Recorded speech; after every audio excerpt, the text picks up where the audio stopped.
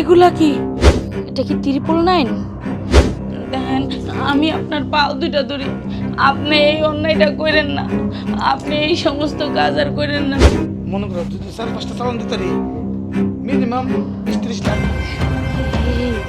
হ্যাঁ, আমি করছি। তুই করছিস না? তারামি সাহস স্যার।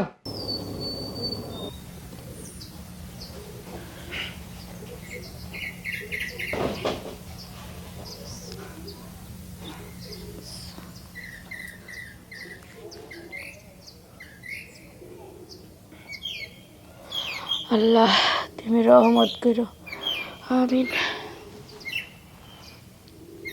আচ্ছা, আপনি এগুলো কি শুরু করছেন?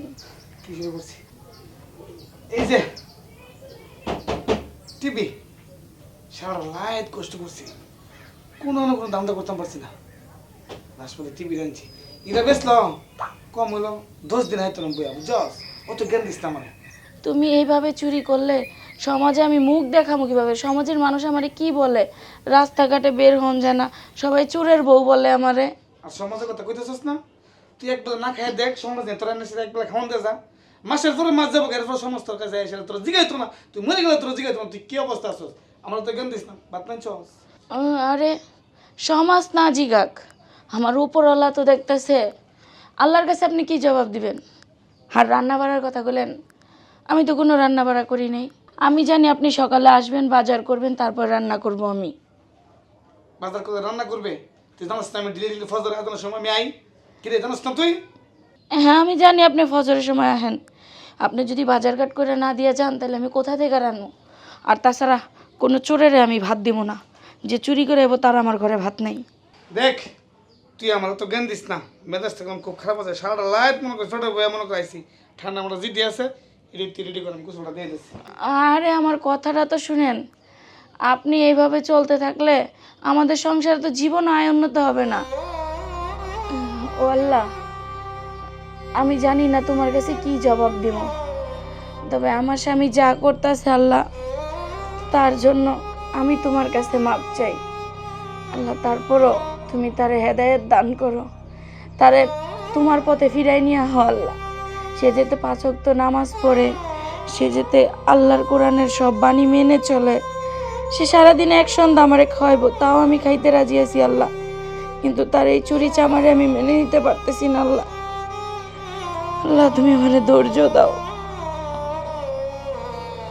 চল ভাই, ভাই কি লেগে ফোন দিছিলেন? আরে তোরা তো ফোন দিছিলাম, মাল তুল করলাম নাই। মাল টাল নাই তো বড় কথা এটা না, আমি তোরা যেটা লেগে ফোন দিছিলাম উনি তো চুরি মুড়ি কইরা জীবনে কিন্তু কিছু করতে হতে না, বুঝছিস নি? অনেক তো না মাঝে ভাত নাই, অনেক একটা কাম করতে পারো, বুঝছিস নি?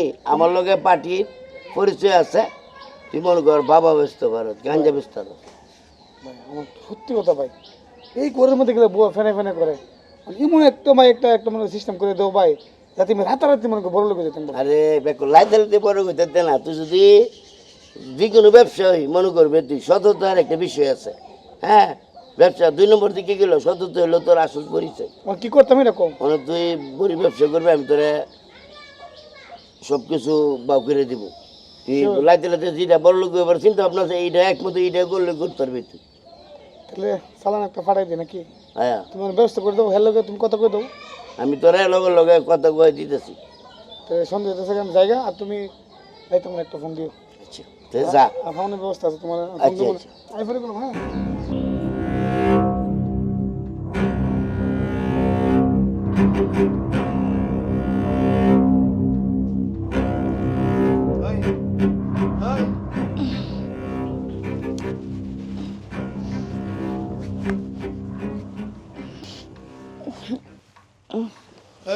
কি হয়েছে, এত টাকাটাকি করতেছেন?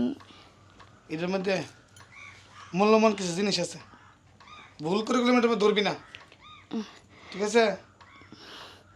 মূল্যবান জিনিস আছে? এই এই ব্যাগে করে আপনি আবার কি নিয়ে আইছেন? আবার কোনটায় কত বড় সর্বনাশ করছেন আল্লাহই জানে। তোর আমি গেলাম একটা কথা বারবার আমি তোরা কয়ে দিই, তুই আমরা তো জ্ঞান দিস না। আমি না করছি তুই গেলাম আমরা জ্ঞান দিস না, গেলাম আমার মেজাজ খুব খারাপ করিস না। হুন, আমি মনে করি চুরি ধরে ছাড়ি দিব, খুশি? আমি খুশি। হুন, চুরি ধরে ছাড়ি দিয়া নতুন একটা প্ল্যান করতেছি। মনে কর কয়েকটা চালান দিতে পারলে লাখপতি। আবার কি করতেছেন আপনি? দেখেন আপনার অনুরোধ করে কইতেছি, আপনি এমন কোনো অন্যায় করেন না। হন তোর আল্লাহর দয়া দেখ আমি একটা কথা কই বউ, তোর আল্লাহর দয়া দে কই, তুই দয়া করে আমার একটু জ্বালাস না। আমি কি করি না করি আমার একটু শান্তি থাকবে লাগে দে। হন আমি মনে করি সুইদের ছেড়ে দেওয়া হন, যে প্ল্যানটা করছি কয়েকটা চালান দিতে পারলে লাখপতি। আল্লাহর রাস্তা তুই আমার বাধা দিস না, ঠিক আছে? এই ব্যাগটা যত্ন করে তুই রাখবো, এটা আমাদের কোনো বলো আর দিস না, কথা মন থাকবো। আমি যাইতেছি এখনো। আরে আরে শুনেন না, দেখেন আমি আপনার পাও দুইটা ধরি, আপনি এই অন্যায়টা করেন না, আপনি এই সমস্ত কাজ আর করেন না। দেখেন আমাকে তো একটা ভবিষ্যৎ আছে, আপনার যদি কিছু হয়ে যায় তাহলে তখন আমি কি করব? আপনি এই কাজগুলো করেন না, আল্লাহর একটু ভয় পান। তোর আমি একটা কথা কইব, তুই আমার লিয়ে চিন্তা করিস না, বাঁচতে হইলে টাকা পয়সা দরকার আছে, আছে না? তাহলে বউ আমার কিছু হইতো না ইনশাল্লাহ, তোর আমি যেমনে কই তুই এমনি শুনবে, আমার তোর বিরক্ত হইছে। দেখেন দেখেন সৎ পথে অত টাকা কামাই করা যায়, কি লেগে অসৎ পথে টাকা কামাই করতে যাবেন? এই যে শুনেন আমার কথাটা,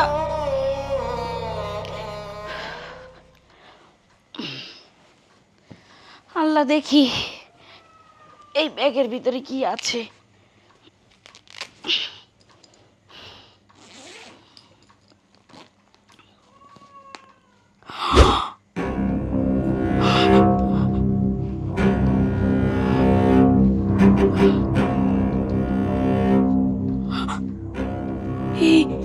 এগুলা কি?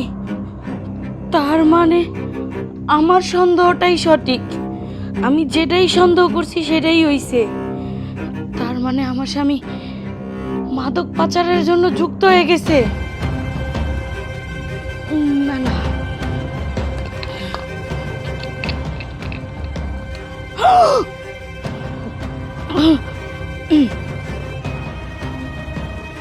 না, এই বিষয়টাতে তো থামাইতেই হইব, নাহলে তো উনি একবারে খারাপ হয়ে যাব। কি করি? আইডিয়া, বিপদে পড়লে কিংবা কোনো ঝামেলা হইলে না বলছে 999 ফোন দিয়া পুলিশে খবর দিতে, আমি সেটাই করব, কারণ আমি এরকম অন্যায় হইতে দেব না।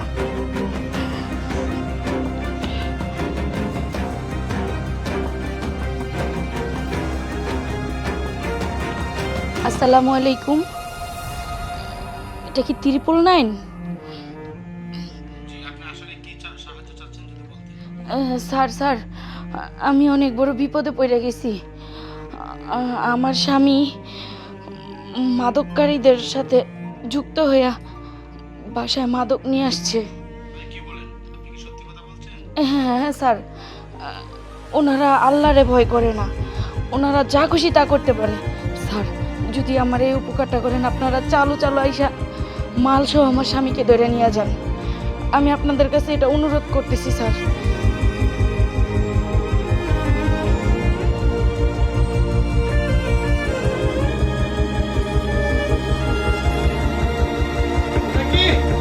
জি আনতেছি।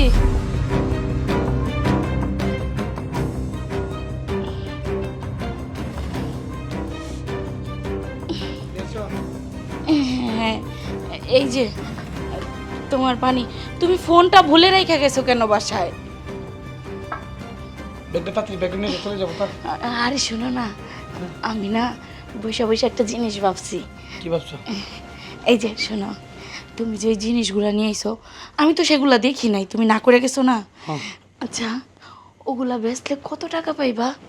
মনে করো যদি 4-5টা চালান দিতে রে মিনিমাম 20-30 লাখ। এই তুমি না আমারে বলছিলা যে আমার স্বর্ণ গয়না অনেক কিছু কিনা দিবা। দোয়া করো। এই যে তুমি লাইনে আইতেছো, তুমি যদি আমার উৎসাহ না দাও তাহলে আমি বড় লোক হইব কেমন? বুঝলে তুমি তো বুঝছো না মনে করো আমার কথা। আমি তো না বুঝা না ভাই ভাই শুধু তোমার সাথে চেতাচেতি করছি।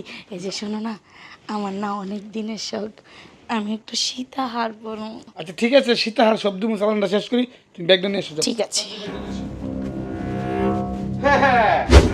এই তোর মতন একটা কালপিট, তোর ভাগ্য ভালো এরকম একটা সতী স্ত্রী পাইছিস তুই। তারপর কি করতেছস তুই? মাদকের ব্যবসা করতেছস, চুরি করতেছস, স্মাগলারি করতেছস। স্যার এই যে আপনার মাল। আর ওই হচ্ছে আসল কালপিট। স্যার শুনেন একটা কথা বলি, আমি ওরে অনেক বুঝাইছি, আগে চুরি চামারি করতো, আমার অনেক মারধর করতো, আমি 5 ওয়াক্ত নামাজ পড়েও তারা আমি বুঝাইছি যে দেখো তুমি এই পথ ছেড়ে দিয়া সারাদিন রিক্সা চালাও, সারাদিন আমি অ্যাকশন দেখাবো, কিন্তু না, সে আমার কথা শুনে নেয়। আর আজকে সকালে এসে আমারে বলে যে আমি চুরি চামারি ছাইরা দিমো, আমি বড় একটা বিজনেস পাইছি, যদি 4-5 বার ডেলিভারি দিতে পারি তাহলে অনেক টাকা। আমি তখনও পায়ে ধরে বুঝেছি, সে তখনও আমার লাথি মেরা চলে গেছে। যখন আমি নামাজ পড়ে এসে ব্যাগটায় হাত দিছি তখন দেখি যেগুলা। তাই স্যার আমি সাথে সাথে আপনাকে কল দিয়েছি। আপনার মতন যদি সত্যি স্ত্রী এরকম প্রত্যেকটা ঘরে ঘরে থাকতো তাহলে আজকে সমাজটা এরকম অতন পতন হতো না। দেখেন নিশাতে আসক্ত আছে যে 12 বছরের, 14 বছরের, 15 বছরের ছেলেরা, শুধু ওনাদের কারণে। তুই এই কামটা করছস? হ্যাঁ হ্যাঁ হ্যাঁ আমি করছি। তুই করছস না? তোর আমি এই তাহলে তোর এত বড় সাহস! স্যার, স্যার আমি জানেন না স্যার, ওই দাও কই দিন আইলই স্যার ওনার এমন ব্যবস্থা করবেন উনি যাতে জীবনে জেল থেকে বের হইতে না পারে। ওনার মতো স্বামী আমার দরকার নাই, যেই স্বামী কিনা নিজের স্ত্রীর গায়ে হাত তোলে, যেই স্বামী কিনা অসৎ পথে টাকা কামাই করতে চায়, সৎ পথে না, তারে নিয়ে যান স্যার, এখান থেকে নিয়ে যান। চল। আমার মুখ আমি আর দেখতে চাই না, যাও। এবার বুঝবে, জেলের গানি যখন টানবে তখন বুঝতে পারবে যে মাদকের ব্যবসা করাটা কতটুকু কঠিন আইন করছে সরকারে। চল। তোরে আমি দেখলাম আমার লাগিস। তুমি আমারে কি দেখবা? আমি তো তোমাকে অনেক বলছিলাম যে দেখো এই সমস্ত কাজ তুমি করো না, আল্লাহ ছাড় দেয়, কখনো ছেড়ে দেয় না। তুমি পাপ করছো, তোমার পাপের ফল তোমার ভোগ করতেই হবে।